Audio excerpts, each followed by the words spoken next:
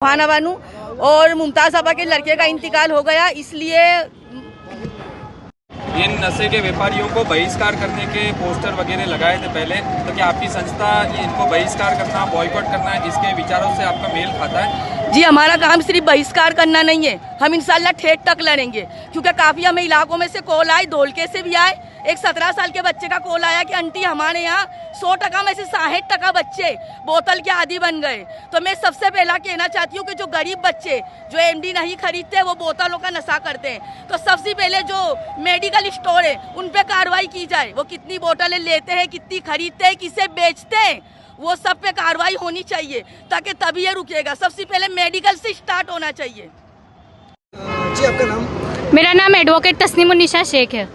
नशा मुक्ति अभियान के साथ आज आप आए हुए थे। नशे जैसे पदार्थ, दारू, ड्रग्स, गांजा, अफीम और कोरेक्स की बोतल, नींद की दवाई है, ये सब पर गवर्नमेंट का प्रतिबंध होने के बावजूद भी इजीली सारे विस्तार में अवेलेबल मिल रहा है, जिससे हमारी युवा पीढ़ी बर्बाद हो रही है। जैसे कि 13 साल की उम्र से लेकर 28 साल के बच्चे इस सारे नशीले पदार्थों का आज सेवन कर रहे हैं, और वो सेवन करने की वजह से गुजरात में गुने बढ़ रहे हैं, जैसे कि बलात्कार हो रहे हैं, हत्या हो रही है, मर्डर हो रहे, रेप हो रहे, शोषण हो रहा है, स्मगलिंग हो रहा है। ये सारी चीजें नशीले पदार्थ करने की वजह से हमारे बच्चे सेवन करने से युवा पीढ़ी आज बर्बाद हो रही है।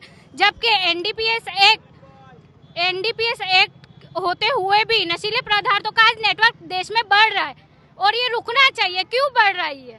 नेशनल क्राइम रिकॉर्ड ब्यूरो के हिसाब से 2023-24 का रिपोर्ट आज देखो आप, तो उसमें सबसे ज्यादा नशीले पदार्थों का सेवन करने की वजह से युवा आज गुनाह में गुजरात हाईएस्ट है। ये नहीं होना चाहिए, ये क्यों हो रहा है?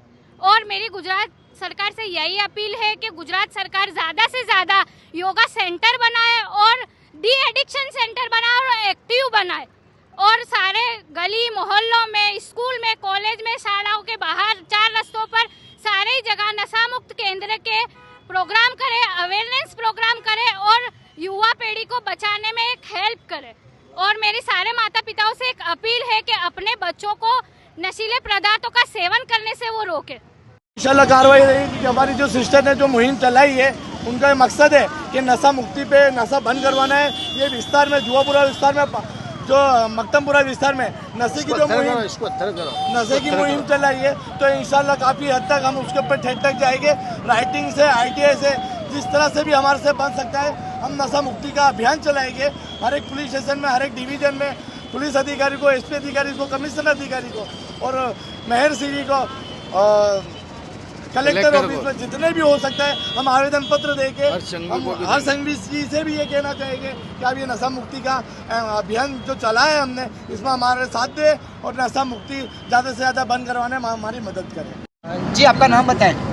अस्सलाम वालेकुम, मैं अजीज सैयद, सामाजिक कार्यकर्ता। जी, अभी नशा मुक्ति अभियान का जो आज रैली काटी थी, किस वजह से काटी थी?